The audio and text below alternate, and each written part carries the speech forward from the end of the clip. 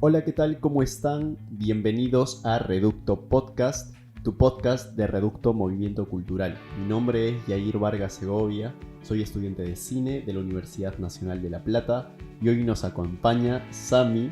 Hola, mi nombre es Sami Herrera Lezama, soy estudiante de Filosofía y Letras de la Universidad Nacional de Buenos Aires.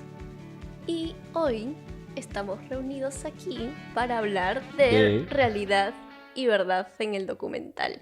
Vamos a intentar hacer una pequeña diferencia, qué es verdad y qué es realidad, y entender los límites de nuestra existencia para con la realidad. Un poco complicado. Un poco complejo, es muy complejo. Pero estoy segura de que vamos a llegar a entender muchísimo. Por favor, lleguen hasta el final. Les prometo que esto no va a ser aburrido. Por eso vamos a empezar de lo básico. ¿Qué es el documental y qué lo diferencia de la ficción? Empezamos con algo muy complicado porque parece una pregunta sencilla de responder, pero no lo es tanto. Por ejemplo, podríamos empezar diciendo que es todo largometraje que no es actuado, ¿sí? Sin embargo, el hecho de poner una cámara frente a un sujeto real, que nosotros le llamamos sujeto real a los personajes de documental, lo hace actuar involuntariamente, y eso ya de por sí altera la realidad. Entonces, la brecha entre ficción y documental es muy difusa.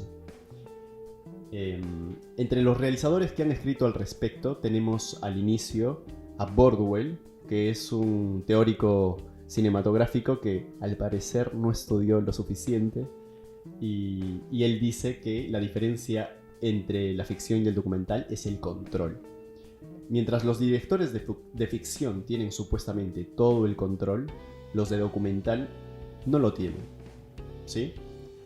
Un tiempo después viene un teórico cinematográfico más joven llamado Bill Nichols, que profundiza el tema del documental y explica en su libro La representación de la realidad, que esto en realidad no es así, que el director de documental también tiene el control, solo que tiene un control diferente, igual de fuerte, pero diferente. Y esto nos da pie a iniciar a hablar de verdad y realidad. ¿Sam? Bueno, a ver, me gustaría empezar diciendo que esta obsesión que tenemos sobre nuestras existencias como individuos con la realidad es básicamente lo que en filosofía se llama metafísica. Y en realidad estaba esperando decirlo más adelante en el podcast para no asustarlos, porque decir metafísica de entrada es aterrador, en mi opinión. Y la verdad es que es un poquito heavy de abordar desde el principio, pero veámoslo así. Lo que analizamos como las bases de nuestra relación como individuos con la realidad es la metafísica. Pero no pasa nada, vamos a ir de a poquitos para entender estos fundamentos.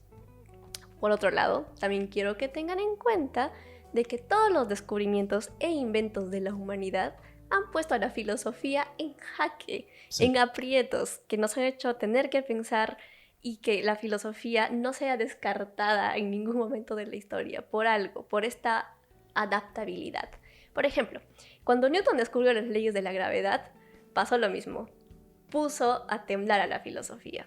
Más adelante vamos a ver cómo. Bien. Lo mismo pasó con la invención de la cámara. Parece que no tiene nada que ver. ¿Qué tiene que ver una cámara con filosofía? Bueno, lo mismo. ¿Qué pasa? Pones una cámara y te pones a analizar filosóficamente lo que eso implica y sacas muchísimas cosas. Bueno, empecemos. La búsqueda de la verdad es la búsqueda casi fundadora de la filosofía. Aunque, bueno, spoiler, la verdad como tal no existe. Todos lo sabemos, es inalcanzable. Mientras que la realidad podríamos llamarla una experiencia más individual de nuestras existencias. Estamos en ambas búsquedas desde hace más de 2000 años, considerando que Sócrates nació en el 400 a.C. Nos fuimos un poquito atrás, ¿no? Sí, chicos, vamos a empezar hace más de 2000 años hablando en este podcast. No se asusten, no se asusten. Bueno, no sabemos qué es la verdad y ya llevamos más de 2000 años pensando al respecto. Desde que Platón, todos hicimos la alegoría de la caverna en el colegio, nos planteó que vivimos en un mundo de apariencias y que jamás vamos a tener acceso a la verdad ni a la realidad porque estamos dentro de la caverna y se supone que la filosofía nos va a sacar de eso. Como acote, quiero decir que Bill Nichols toca también un tema sobre Platón y se llama A la sombra de Platón, donde justamente explica eso. Sí, nunca vamos a llegar a ver el sol directamente, porque nos enseguecería. Y ver el sol directamente es ver la verdad directamente. Bueno, aunque si Platón estuviera vivo, también nos diría que no está de acuerdo con que existan las artes, y el cine es un arte, porque para Platón las artes eran una imitación de la imitación. Si nuestro mundo es de por sí una imitación de un mundo ideal donde está la verdad, las artes son una imitación de la imitación, como por ejemplo una escultura es la imitación de una persona o un cuadro es la imitación de una escena. Platón estaría en desacuerdo con la existencia del cine. Entonces, si nos planteamos que vivimos nuestra realidad a través de experiencias y estas a través de nuestros sentidos, ¿qué es lo que ocurre cuando ponemos de alguna manera y gracias a la tecnología tenemos la capacidad de encapsular un instante de experiencia? Con la cámara de video creamos un artefacto que apela a nuestro sentido de la vista y luego cuando el cine mudo dejó de ser mudo también apela al oído para captar realidad. Y eventualmente hemos industrializado esta capacidad de crear o de captar experiencias. Tal cual. Tan humanos. Bueno, podríamos decir entonces que quien apunta a la cámara es quien no muestra la realidad, sino muestra su realidad al tener este poder. Y esta realidad, su realidad, está limitada a los bordes de lo que nos muestra, porque no es que nos muestre todo, nos mostramos un recuadro de realidad. ¿Qué es lo que no vemos? Tiene un nombre esto que no vemos. ¿Y qué está fuera del encuadre? Justamente lo que preguntas es un tema muy importante y tiene que ver con el concepto de objetividad. Mira, para decir, muchos directores han procurado ser lo más objetivo posibles, ¿sí? Pero según Bill Nichols y el documentalista chileno Patricio Guzmán, que por cierto es un excelente documentalista y tienen que ver sus películas, dicen que la objetividad es inalcanzable. Y ahora les voy a dar un ejemplo. Por ejemplo, está el llamado cinema verité norteamericano, que es un tipo de documental en el que el director y la producción no se involucran en los conflictos que intentan narrar, lo que resulta en una sensación de realidad y objetividad. Pero no es tanto así porque existen los cortes y los encuadres. Y el montaje. Totalmente, que son herramientas que sirven para dar un punto de vista. Por ejemplo, en una protesta, el director puede decidir si filmar a una turba de gente dañando propiedad privada, por ejemplo, o puede filmar las agresiones por parte de militares o policías. ¿Sí? Entonces es imposible llegar a una objetividad porque mediante esos cortes y esos encuadres siempre habrá una dirección y por ende un punto de vista político y social. Aunque ahora que lo pienso, tú me explicaste que filosóficamente la realidad ni siquiera era alcanzable, ¿verdad? Sí, recuerdo una vez haberte puesto el ejemplo de que te pongas a imaginar de que un día despiertas, te levantas, te lavas los dientes, tomas tu desayuno, te alistas y te vas a trabajar. Y de repente te despiertas y te das cuenta de que en realidad nunca despertaste. Soñaste que despertaste y que fuiste a trabajar, pero el sueño era tan real que creíste que eso hiciste. Casi un sueño lúcido. Parecía muy real.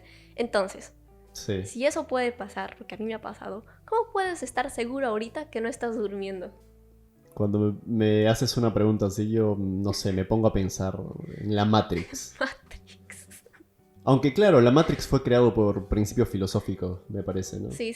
Precisamente en esto que lo planteó René Descartes. Jair va a poner un audio de cómo se dice René Descartes. Voy a poner un audio de cómo se dice René Descartes. En 3, 2, 1. René Descartes. ¿Qué les parece? Bueno, sí. Además de filósofo, Descartes fue matemático, astrónomo, biólogo. En el colegio, ¿se acuerdan que hicimos el plano cartesiano? Bueno, Descartes. Sí. El método científico, que también lo hicimos en el colegio, por ejemplo, lo creó Descartes como un resultado, como consecuencia de que era terriblemente desconfiado de absolutamente todo. No podía estar seguro de nada. Que bueno, pobre, creó un método para poder estar más seguro de las cosas. No podemos estar seguros completamente de nada, ni siquiera de nuestras existencias. Pero como hay que empezar de algún lado, porque no podemos simplemente andar dudando de absolutamente todo. Tal cual. Descartes dice que de lo único que estaba seguro en ese instante es de que estaba pensando. De ahí es que nace la célebre frase que todos hemos visto, que es pienso y luego existo. Que vendría a ser que existo porque estoy pensando. Entonces, ¿estás existiendo tú porque estás pensando tú? No lo sabemos. Como existe la duda de esto, entonces mejor descartarla, diría Descartes. Lo que buscaba Descartes eran aquellas creencias que fueran inmunes a todo, hasta el escepticismo más grande de todos. En lo que buscaba estas certezas, pensó en los sentidos. ¿Nos podemos fiar de nuestros sentidos?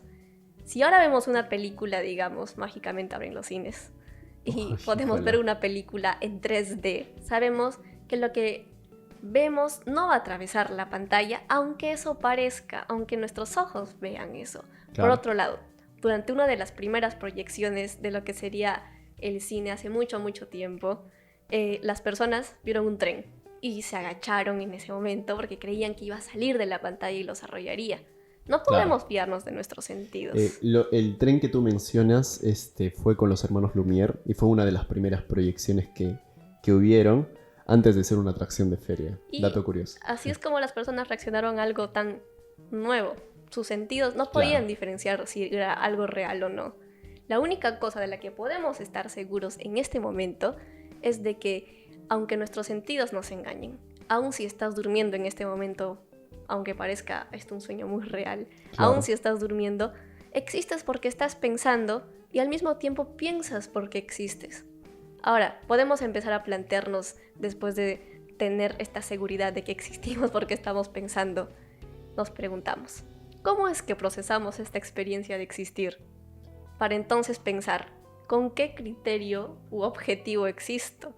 En este caso, digamos, para el documental. ¿Con qué objetivo hago existir este documental? Bueno, esto suena a una génesis de documental, o sea, una previa cómo se forma un documental. Y de hecho, para explicarte mejor esta parte y explicar a todos los que nos están escuchando, voy a tocar al documentalista Sergio Wolf, que es un documentalista argentino que también sus documentales los recomiendo, es muy bueno. Sergio Wolf. Para este realizador, todo documental no va a confirmar lo que ya se sabe, sino más bien se parte de una pregunta o una incógnita y que esa pregunta no nos lleve donde queramos, sino donde el documental quiere ir. ¿El documental quiere ir porque el documental es un ser viviente? Sí, pero no. Sí, pero no. O sea, sí, es cierto que el documental toma cierta autonomía en base a su tema, pero al final es el realizador quien toma esa decisión. ¿Y qué tiene que ver todo esto con la realidad y verdad? Bueno, que si queremos abordar un tema para un documental, probablemente yo parta por una pregunta, pero ¿otro realizador se haría la misma pregunta? Probablemente no. Por eso existen 7 u 8 versiones del documental del Che Guevara, 7 u 8 versiones del documental de la dictadura en la Argentina, 7 u 8 documentales sobre el terrorismo en el Perú, por ejemplo. Entonces, la verdad, la realidad y la objetividad, entre comillas lo voy a decir, son términos que quedan obsoletos, ya que siempre primará por sobre todo la posición ética, moral, artística y técnica del realizador y esos cortes y detrás de cámaras que ya de por sí alteran la realidad y la verdad. Entonces, no hay una verdad, no hay una tal realidad, así que no le creas al amigo que te dice que está seguro de algo porque lo vio en un documental. Bueno, llegamos a esta conclusión para este momento del podcast. No hay una verdad, no hay algo llamado realidad. Y respecto a eso, me gustaría hablar algo de un poco más complejo. Por favor, no se aburran, esto es muy importante. No podemos negar que hay algo que yo llamo mi realidad y no puedo decir que mi realidad es igual a la tuya. Además, ¿qué significa esta diferencia de realidades? Bueno, me explico. Más o menos en 1700, Immanuel Kant escribió un libro llamado La crítica de la razón pura, donde plantea que todos percibimos el mundo con un filtro, como de Instagram. Filtro... Eso pensé yo también. Bueno, todos percibimos el mundo con un filtro. Y este filtro es la mente humana. Es nuestra mente la que determina la manera en la que experimentamos las cosas, incluso le da una forma a nuestras experiencias. What the fuck? Ya dijimos varias veces en este podcast que no tenemos acceso directo al mundo. Bueno, Kant no dice nada nuevo, dice lo mismo, pero él añade que incluso no podemos quitarnos este filtro. Siempre vamos a experimentar todo a través de este filtro. No podemos ni siquiera acceder a la verdad. La realidad está limitada por nuestra mente. ¿Cómo? Si se supone que nuestra mente no tenía límites y que todo muy hermoso. No, claro. Nuestra mente tiene límites y por eso deformamos la realidad. Como somos humanos y tenemos la capacidad de pensar, y se supone que ese pensar nos diferencia de los animales, estamos condenados a este filtro de realidad. Y si no lo tuviéramos, seríamos incapaces de experimentar nada. Entonces, ¿qué hacemos? Adono. Y llorar. Bueno, lo único que podemos hacer, dice Kant, es primero la negación, no es broma. Primero aceptar que hay un filtro. Claro. Aceptemos que hay un filtro, reconozcámoslo. Y entendamos cómo distorsiona la realidad. Tal vez al entender cómo la distorsionamos, podemos entender cómo podría llegar a ser. Bueno, el interés particular de Kant radica en lo que te decía, los límites del pensamiento, que nuestro pensamiento no es ilimitado y como te lo dicen las películas y el poder de la mente, no, nuestro pensamiento tiene límites. Y eso limita cómo conocemos y comprendemos. La realidad para Kant nunca la vamos a poder percibir, pero hay dos realidades para Kant. No tanto como realidades, sino como mundos que experimentamos. Está el mundo nouménico, que es aquel que se encuentra detrás de nuestras apariencias. Tú y yo somos apariencias, el mundo es una apariencia. No podemos saber si la realidad es una cosa o peor, si la realidad son varias cosas. No podemos saber nada directamente. No podemos experimentarlo a través de nuestros sentidos. O sea, este mundo no lo podemos ver, no lo podemos tocar, no lo podemos oler, escuchar. Pero acecha por debajo de nuestra experiencia a un nivel mucho más profundo. Ya me van a entender, no pasa nada. Apariencias. Lo que sí podemos conocer es el mundo fenoménico, el mundo que experimentamos a través de nuestros sentidos, porque por más de que no tengamos acceso a la realidad, no vamos a negar que vemos cosas por más distorsionadas, o las escuchamos, o las sentimos, o vivimos. Algunas cosas, por ejemplo, a pesar de que lo sentimos y pensamos y razonamos, hay cosas que siempre van a estar más allá de nuestro entendimiento. A pesar de eso, a través de un razonamiento riguroso, dice Kant, podemos obtener una comprensión mayor de la que obtendríamos mediante solamente un enfoque científico. Y con esto, no me malinterpreten, con esto no estoy desacreditando a todo el maravilloso conocimiento que la ciencia nos ha brindado. Claro. No, estoy hablando del conocimiento que no necesita un trabajo de campo o una experimentación para llegar a una conclusión. Puedes ahora sentarte en un sillón y deducir muchas cosas, porque por eso tenemos esta capacidad humana. Podemos sentarnos y deducir. Este conocimiento deductivo, Kant lo llama conocimiento analítico. Este conocimiento no nos aporta nada nuevo. Bueno, el agua moja, lo sé, lo deduzco. Claro. Pero nos ayudan a nuestro día a día a asumir y confirmar cosas. Recordemos esto, el conocimiento analítico. Y luego, por el otro lado, tenemos el conocimiento sintético. Este necesita experiencia y sí nos aporta nueva información. Por ejemplo, sabes que un limón es amargo porque lo probaste. Capaz alguien te dijo, bueno, es amargo. Y tú dijiste, a ver, lo probaste y inmediatamente tuviste la revelación, nueva información aprendida en un segundo. Un limón es malditamente amargo. Listo, experiencia, conocimiento. Claro. Esto tiene que ver con un documental. Les juro, Claro, tiene el que ver. documental en todo esto. Nos desviábamos del tema, hablábamos de limones. No. Les prometo que tiene que ver con documental. No, igual se entiende que hablamos de realidad en este Claro, sentido. estamos hablando de realidad, pero que tiene que ver con documental, paciencia. Aquí viene la parte más complicada de entender para Kant. La pregunta que se hace Kant es, ¿tenemos conocimientos a priori? O sea, ¿tenemos conocimientos antes de experimentarlos? Ujú. ¿Sí o no? O sea, como un genio o algo así. No, sino de que un genio, digamos que es un caso particular, hablemos de los humanos en general, ¿podemos tener conocimientos antes de experimentarlos? Mira, te explico. Antes de Kant estuvo otro filósofo que se llamaba Locke, quien decía que no y que la mente de los niños eran pizarras en blanco. Es complicado hablar de eso porque no te ponías a filosofar a los 3 meses de nacido, entonces no sabías, ni siquiera podías hablar y decir, mira, nací siendo malo, nací sabiendo que existen las matemáticas, no.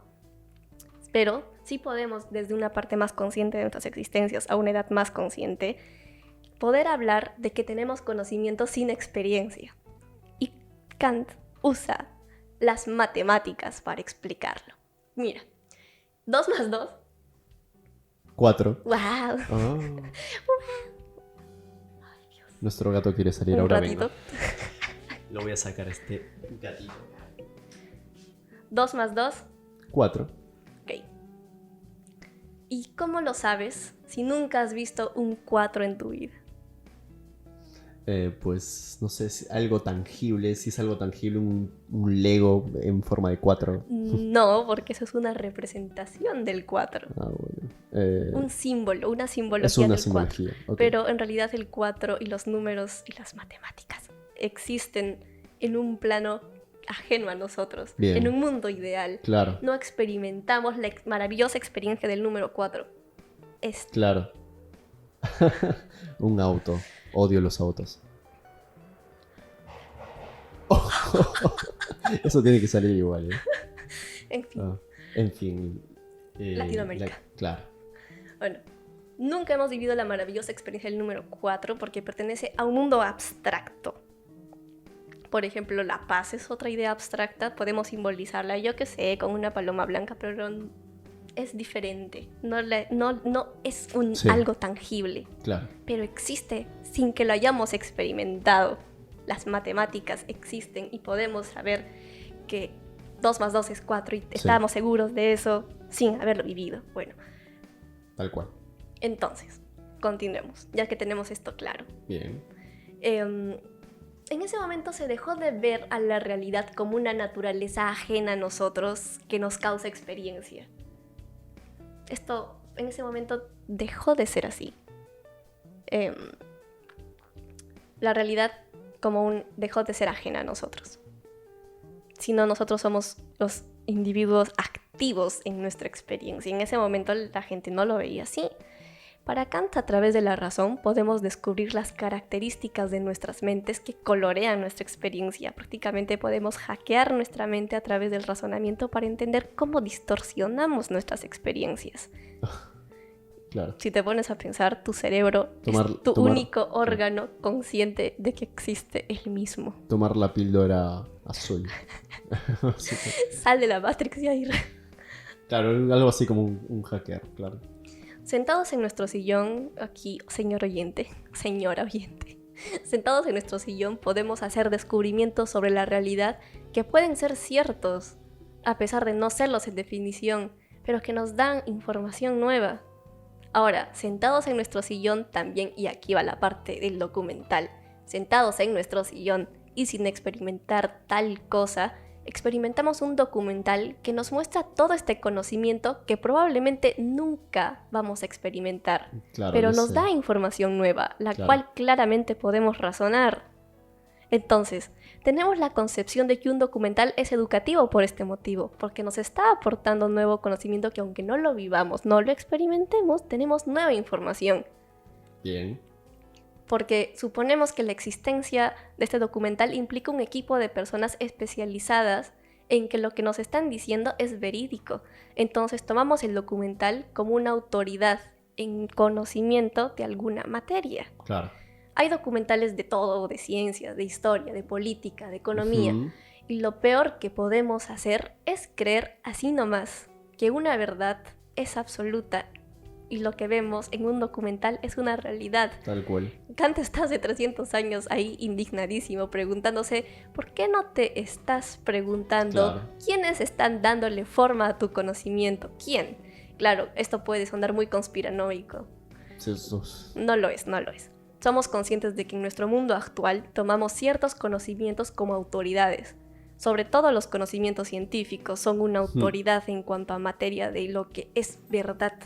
Esto no está mal. Sin embargo, incluso dentro de la ciencia hay varios autores para el mismo tema y las conclusiones a las que llega la ciencia nos llevan a más interrogantes. Si lo que la ciencia nos dijera fuera una verdad absoluta, no tendrían por qué Tal haber cual. más interrogantes. Tal cual. Se cerrarían todas las preguntas que tenemos. De ahí se distorsiona más la verdad que la realidad. Exacto. Creo que el documental, al ser esta autoridad de conocimiento, ha encontrado una identidad en ser empleado como un medio de comunicación entre la academia, estos conocimientos que tomamos como ciertos, y el público en general, ¿verdad? Sí, no. La verdad es que hay una disputa bárbara que plantea Bill Nichols. Y es que lo que tú mencionas, la historia, la ciencia, incluso la filosofía, la economía y ingenierías, por ejemplo, son llamados, para Bill Nichols, son llamados los discursos de sobriedad. Estos tienen, y según Bill Nichols, estos tienen el efecto mediador porque ellos se consideran lo real, lo directo, lo inmediato y lo transparente. Recordemos que lo transparente está asociado a la verdad, ¿no? A través de estos discursos el poder se ejerce a sí mismo. Por ejemplo, un ingeniero va a construir un puente, pero a un obrero no le dan el mismo poder, ¿entiendes? Por eso se ejerce sobre sí mismo. Influye en los cambios del mundo. A través de estos discursos se hace que ocurran cosas. Estos discursos son transportes de dominio y conciencia, poder y conocimiento, deseo y voluntad. Estos discursos son los que recientemente mencionaste como, bueno, la ciencia, mencionaste a la ciencia, a la historia, a la política, a la educación teórica en general. Pero el documental, a pesar de su parecido, nunca ha sido aceptado como un igual, pero sí como un medio. O sea, los discursos de sobriedad han usado como medio al documental. Claro. Y lo han marginado. O sea, que a lo que te refieres con un discurso, te refieres, por ejemplo, a que las ciencias han utilizado históricamente libros para comunicar sus conocimientos. Exacto. Y que, digamos, recientemente están usando el documental, pero que no lo toman con la misma seriedad que lo toman el discurso de un libro, por ejemplo. Exactamente. Que el formato del libro no es igual al formato del documental. Claro, ese es el discurso del documental. Exacto. Y lo que yo quiero plantear con esto es que sí existe un discurso del documental. El documental, según Bill Nichols, voy a decir, responde a cuestiones sociales de las que estamos enterados de un modo consciente y se desenvuelve en la morada del yo y el super yo. Nihilismo. Nihilismo, o sea, sí, Friedrich Nietzsche a mil. Imita los cánones del argumento expositivo. ¿Esto qué quiere decir? Que hay una elaboración de un argumento y la apelación a una respuesta pública. ¿Esto qué quiere decir? Que hay un público que es receptora de este documental que va a salir. De hecho, esto va a sonar un poco gracioso, pero igual lo quiero decir. Y es polémico también. Bill dice que en este sentido es el cine de ficción el que debería designarse como marginal, desviado o perverso en relación a las ideologías históricamente predominantes de nuestra cultura. Entonces, pregunta Bill Nichols, ¿por qué el documental no se le perdona de esta vergüenza pública, no? Claro, porque las películas se supone que distorsionan más la ficción distorsiona más la realidad que el documental. Exactamente. Recuerden que es en ese sentido, no en otro. Entonces el documental se ha visto como pálido reflejo de los discursos dominantes. Con discursos dominantes me refiero a los discursos de sobriedad, historia, ingeniería, economía, todo lo que se estudia académicamente. Pero los voy a spoilear un poco. En los últimos años, el documental ha elaborado su propio discurso, porque ha evolucionado en estos más o menos 100 años. Ha evolucionado bastante, ha sufrido muchos cambios. Hay documentales que ahora son animación, por ejemplo, lo que antes era impensable. Han inventado sus propios signos de lenguaje. Entonces, para finalizar, el documental está fuertemente ligado a los discursos de sobriedad. Trabaja con ellos, pero tiene su propio discurso de lenguaje. Y en medio está este fuerte debate intelectual del que ahora por tiempo no podremos explicar. Para finalizar, lo que quiero decir es que el documental tiene un realizador y hay arte detrás de esto. Hay una posición que no necesariamente va a ser la verdad o la realidad. Me gustaría cerrar hablando de Bourdieu. No es filosofía, necesariamente, completamente, es sociología, pero se presta a lo que quiero llegar. A ver, hemos hablado de que no podemos llegar a la realidad de ninguna manera, ni a la verdad. Y ni siquiera cuando somos conscientes de esto podemos controlar lo que percibimos en nuestra realidad inmediata. Entendemos que obramos, pensamos y sentimos dependiendo de la posición social donde hemos nacido. Como no decidimos dónde nacemos, por ende no decidimos cómo nos afectan nuestras primeras experiencias con la realidad. Heredamos también, inevitablemente, las experiencias de las personas con las que compartimos el hábitus, como si fueran experiencias propias. El hábitus es este lugar donde hemos nacido y donde compartimos semejanzas con otras personas. Sí, somos humanos y somos semejantes, pero también podemos decir que somos más semejantes a algunos humanos que a otros. Por ejemplo, yo siento que tú y yo tenemos mucho más en común de lo que yo tengo en común, yo qué sé, con Donald Trump. Claro. No soy una persona estadounidense multimillonaria con tantos privilegios.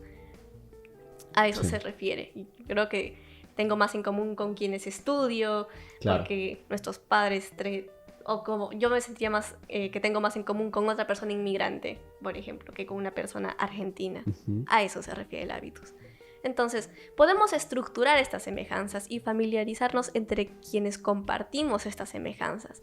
Internalizamos la estructura en la que hemos nacido y en la que hemos crecido y lo internalizamos inconscientemente para luego exteriorizarla, replicándolo en todo, en nuestro día a día, en cómo sentimos, en cómo obramos, en cómo pensamos, en cómo percibimos. Entonces, si la posición social, el hábitus, donde nacemos, condiciona también nuestra manera de sentir, incluso razonar, vamos a aplicarlo también a cuando veamos un documental, más aún un discurso de esa magnitud. Puede ser empoderante para una clase social y puede también ser discriminadora contra otra. O, si el documental se presta, pueden mostrarse ambas realidades en el mismo documental, aunque bueno, el efecto que tenga en las personas dependiendo de su estrato social, no lo vamos a saber hasta que sucede. Tal cual. También me gustaría, como segundo punto, que tengan en cuenta que históricamente hemos aprendido la versión de las cosas de las personas más privilegiadas. Quienes escribieron la historia son quienes son percibidos como, entre comillas, los ganadores. Uh-huh. Y generalmente esta es la versión de las cosas que aprendemos. Por eso es que en nuestro idioma decimos que América fue descubierta.